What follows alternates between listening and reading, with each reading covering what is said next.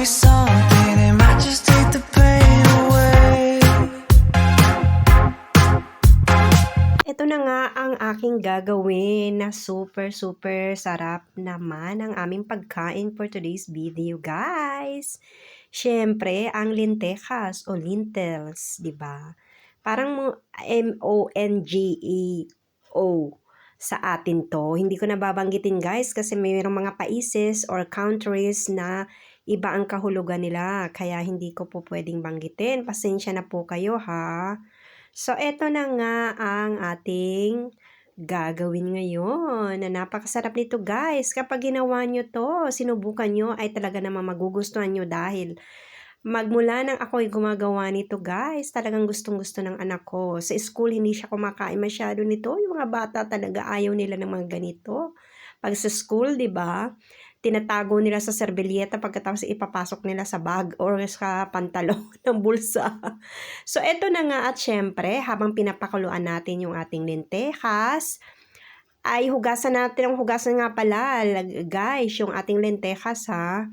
Tapos, pakuluan na natin. At ito naman, habang ako'y nagpapakulungan ng ating lentejas, ay naghugas na rin ako ng ating or aming itlog. At magpapakulo tayo ng itlog ng kombinasyon ng lentejas. Kasi guys, hindi kami maglalagay ng chorizo or kung ano pa man doon. Dahil yung anak ko nalalansahan siya kapag may mga ganyan-ganyan na nilalagay. Nag-iiba yung panlasa, mas gusto niya yung purong gulay lang. At siyempre sa ibabaw naman or ito ang kombinasyon namin ay yung itlog na nilaga. At eto habang pinapakuluan natin, ating na naman natin yung ating lentejas. Guys, eto ay medium heat lang siya para hindi siya madurog, ha. Hindi siya magbukas-bukas kasi kapag nagbukas-bukas tapos matigas pa yung kanyang lentejas, yung kanyang laman, pangit po siya. So mag-another ilang minuto ka na naman. So siyempre kapag medyo na yun, nadurog, siyempre bababa yun, magiging pulbo. So posibleng masunog yung ating lentejas. Kaya mas maganda, guys, na medium heat muna, tapos pag kumulo ng kumulo, saka natin lakasan yung apoy para bumaba yung liquid sa kanyang or tubig sa kanyang sabaw, 'di ba? So eto na nga, at habang ating pinapakuluan nga yung itlog at saka yung ating lentejas, ay syempre maghihiwa tayo ng ating pampalasa katulad ng sibuyas at bawang. 'Di ba? At ito na nga, at yung aking bawang, syempre pinukpok ko muna dahil sobrang tigas nun, guys. Kaya ginanon ko muna siya. At ito naman yung ating sibuyas, isang sibuyas na buo at saka 6 or 7 bawang. At ilalagay natin yung espinacas or spinach dito sa ating lentejas, guys. At ito na nga, at magpapainit tayo ng mantika dahil igigisa natin dito yung ating bawang at sibuyas. At guys, yung ating asaite o yung ating mantika ay pwede naman na damihan nyo ng konti kung gusto nyo, kasi parang ito na rin yung pinakapangpalasa natin doon sa ating lentejas, ha. Pero yung ayaw naman na masyadong mamantika, okay lang, minus nyo. Pero para sa akin, sufficiente na to yung normal lang kalahating baso or mataas ng konti, ay okay na rin yun. So, eto na nga, at habang ito'y igigisa natin, papula-pulahin muna natin ng konti, at pag ito na ganyan ang itsura niya, mapula-pula na siya ng konti, ay lalagyan na siya na natin ng chicken cubes. 2 chicken cubes ang nilagay ko dito, guys, para mas malasa siya, 'di ba? And then another kaunti lang na asin ang nilagay ko dito kasi medyo matabang nung aking tinikman, guys. So eto na nga, at syempre tutunawin natin yung ating chicken cubes or abi cream dito sa ating mantika na may sibuyas at bawang, guys. And then, siyempre, halo-haluin natin to, at nung nahalo na natin ng konti, okay na siya, ay kukuha tayo dito sa lentejas ng ating another na pangsabaw, na pampalasa doon. Ilalagay natin, imimix natin siya dito sa ating sibuyas at bawang. Yan, ganyan, guys. At konting sabaw, 'di ba? Para ito ang i-mix natin or i-blender natin dito para siya maging liquid. Pagkatapos ilalagay ulit natin dito sa lentejas para yung lasa talaga super duper sarap.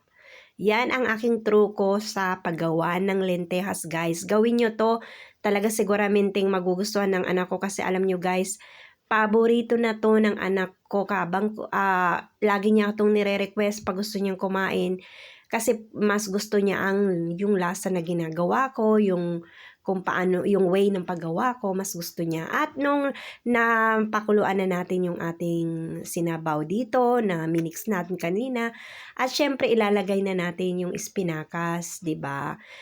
Yung paghalo ninyo dahan-dahan lang guys kasi kapag nasobrahan to ng halo, syempre baka pumait yung ating lentejas dahil alam niyo naman yung espinacas pag hindi maganda yung paghalo ay talaga naman papait siya. Kaya ingat-ingat lang po sa paghalo-halo ng ating lentejas, 'di ba? At yan na nga ang itsura kapag nahalo na natin ng kaunti at takpan natin at eto na nga ay imimix na natin or i-blender na natin yung ating pangsabaw dun, yung ating pampalasa sa ating lentejas, guys.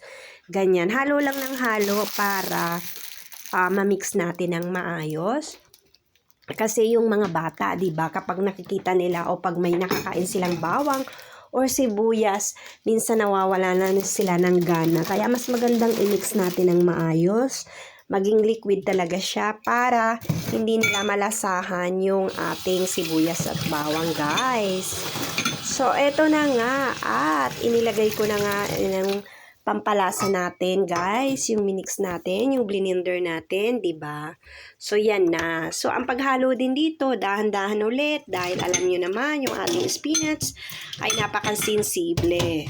'Di ba? Baka pumait po siya. Kaya mas maganda na yan na dahan-dahan lang yan para hindi siya madurog kumbaga.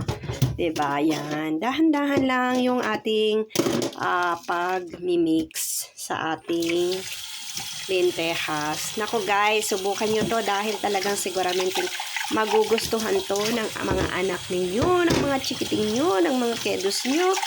Diba? Your children na rin. Diyos, ang daming lingwahe, no? Diyos ko.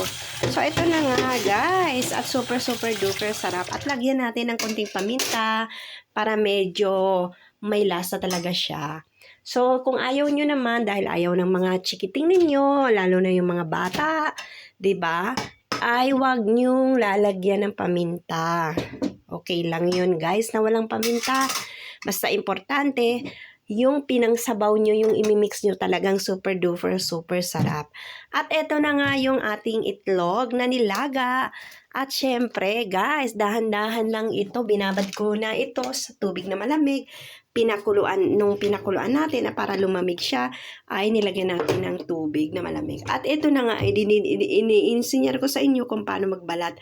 Guys, yung pinaka-cone, yung pinaka-dulo, yung pinaka-tulis, doon kayo mag-uumpisa magbalat, guys. Kasi alam nyo naman, di ba? Yung tulis, yun ang mas malaman. Kasi yung sa baba na makapal or mataba, yun doon na iipon yung ating pulang itlog. So, pag hiniwa nyo to, or hiniwa, kapag nagbabalat kayo, posibleng dumikit yung balat sa laman. So, kung uunahin natin yung sa pula doon sa mataba, posibleng dumikit at madadali natin or masasabay natin yung pulang itlog. So, yan, iniindikar ko sa inyo ha, mas mataba. Yun ang sa baba, doon na iipon yung itlog na pula. Kaya mas maganda mag-umpisa tayo yung pinaka-cone, yung pinaka-tulis dahil dumikit man doon yung balat, okay lang kasi mas malaman yun. And then paunti-unti magbabalat tayo. Diba ganyan? Oh, hindi siya dumidikit kapag inuna natin yung doon sa pinaka-matulis, guys. Yan ang resulta at hiniwa-hiwa ko na nga yan, guys. Yung aming ilalagay doon na guarnition dito sa lentejas naman. Super duper sarap. Grabe ang amin. At yung anak ko gusto niya may arroz blanco yan, guys. May rice, may white rice ang gusto niya. Kaya yan. At syempre, lagi tayong magpasalamat sa Panginoon Kristo sa lahat ng biyayang natatanggap natin. Diba? Nako guys, tingnan nyo naman ang kamay ng anak ko. Kalahati lang siguro yung kamay ko. Yan. So, ganito ang ating pagpasalamat sa Panginoon sa ating mga biyayang natatanggap. Siyempre. At eto na nga, nilagyan ko na yung aking anak dahil, nako, gustong-gusto niya ng kumain yan, guys. Grabe. O, diba? Paborito niya to, guys. Magmula nung natikman niya yung kung paano ako magluto, nako, gustong-gusto niya, guys, at pinagmamalaki niya lagi kung paano yung lentehas ng kanyang nanay binibinan niya. O, 'di ba? Kasi nga, sabi nila, ay kiasko yung lentehas, ayaw nila. Pero pag ang anak ko nagkwento kung paano gumawa ang kanyang nanay ng lentehas, nako, grabe, super duper talaga, bida talaga, 'di ba? Sabi nga ng anak ko lagi sa akin, Mama, to is Wonder Woman. Syempre, sabi ko, oo naman, para sa'yo lahat gagawin ko, 'di ba? So, eto na nga at kain po tayo. Guys, subukan nyo tong reseping to dahil talaga magugustuhan ng mga chikiting ninyo. At hindi lang chikiting, lahat, buong pamilya. 'Di ba? So guys, hanggang dito na lang po ang aking video. At please naman kung nagustuhan nyo ang aking mga video, please like and share and subscribe na rin. At salamat po sa lahat ng mga subscriber ko at sa mga silent viewers. O ingat po kayo lagi and God bless po. At lagi akong sinasabi, kapag lalabas ng bahay dalhin si Mr. at si Miss Pasensya para buhay ay laging